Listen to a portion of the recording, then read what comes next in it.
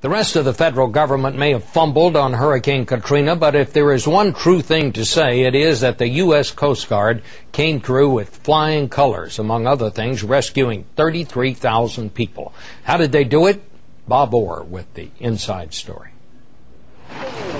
Katrina's gales had barely stopped howling when the cavalry arrived. That's a ship below the aircraft. Not on white horses, but in orange choppers. Let's go back. Pick up some more kids. While FEMA and local officials exchanged blame for a sluggish response, there were heroes at work. Nothing prepared us for the scope of the devastation down there. Like Coast Guard pilot Dan Taylor. In 4 days, his chopper crew saved 50 people. In the New Orleans area, literally just about anywhere you looked, you saw people on rooftops that needed help, people waving things out of windows that needed help. Taylor relied on his own judgment in deciding who needed to be rescued first. This was not a case where you saw a need and then had to radio back and get permission or get some kind of chain of command authority? Oh, not at all. There wasn't a single time while we were in the air where we had to ask permission to do anything.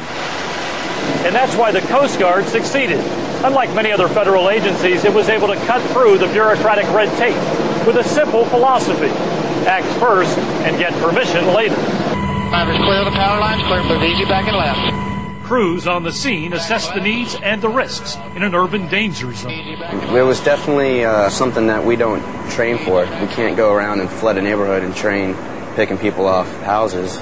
We're usually out in the open waters. How many more are we going to try to get in here, sir? How many more you want? There were no specific orders from headquarters. Basically, we'd freelance and just pull as many people as we could fit in the helicopter at a time. It's a can-do organization.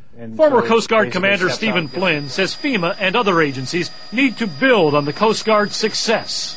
It can't be a reactive, give me a specific laundry list of what you need and we'll figure out whether we got it. The most critical time in a disaster is in the first 48 to 72 hours. And if you're not poised to help out, you're not going to be much good.